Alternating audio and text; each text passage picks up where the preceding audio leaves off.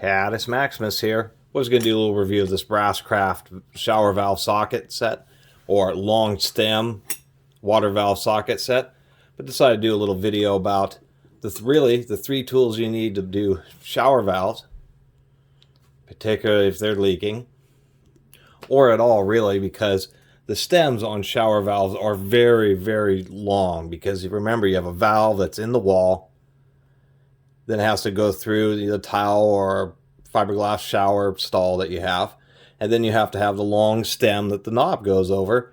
And so the problem is like half-inch drive deep wells, particularly with the space that's sucked up by the drive, you only have about that much space, and it just isn't enough to get into it. I know this isn't a shower valve, but nonetheless, deep well sockets aren't long enough to get into those shower valves. So that's the whole purpose with these shower valve sockets. These, well, I mean, in order of usage, this is a faucet handle and knob puller.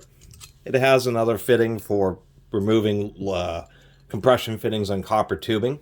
But really the deal with this is it has this long stem, so when you pop the cap off and then undo the screw that's holding on the knob, the valve knob, you put this over it, thread this out of course, put this over the knob. It grabs, you put it in these two little notches. It grab the other under edge of the knob, and then this little rod goes right through the screw hole so it doesn't damage the threads or anything, and it gives the puller something to push off of and making it a controlled situation to remove the knob. There's a lot of YouTube videos about replacing shower valves, but they actually don't mention, in this case this happens to be a BrassCraft T168 faucet handle and knob puller. So that would be the first thing. The second thing that you would do is you'd use this set. Now how these work, I have a longer rod. These tend to come with a little rod with a stamped eye on the end, so it goes on this hanger here. These are always 5-piece sets. This also happens to be a BrassCraft 165, which I recommend. Much better. These are a lot better than the Pittsburgh, and they're about 10 bucks a set, where the Pittsburghs are like $10 a set, and you get much better ones out of the BrassCraft.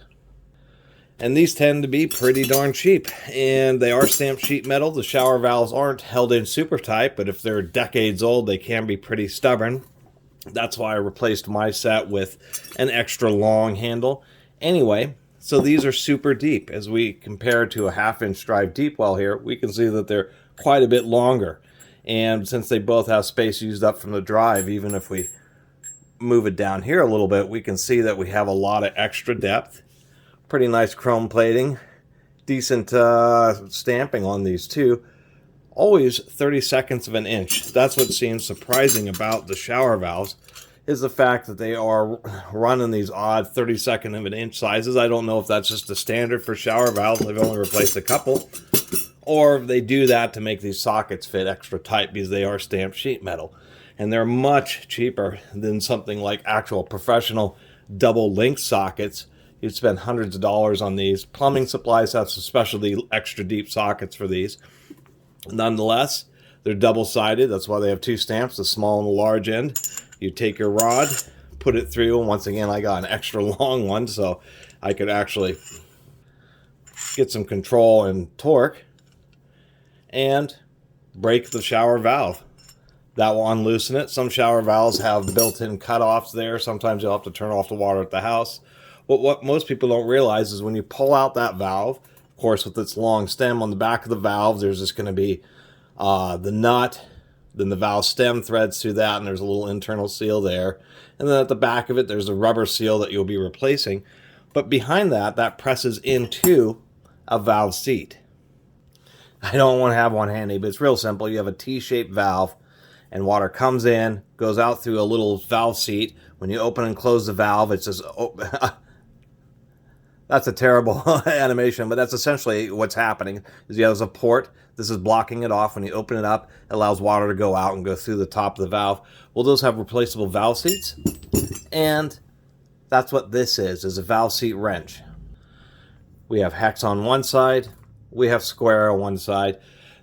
I think this is a General Tools. Most of them are tapered so they'll fit tight, But there is a little bit of a criticism because they are only contacting on just a fine edge because it is a taper. There are also ones of these that are stepped, which are technically a little bit better, but they just make the tapered ones because they fit in tight.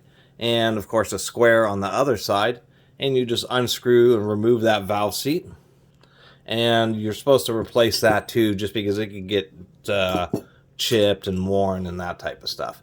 So anyway, that's kind of the quick overview, relatively quick overview of an explanation about the 3 tools that you need to easily and properly replace shower valves and service, etc.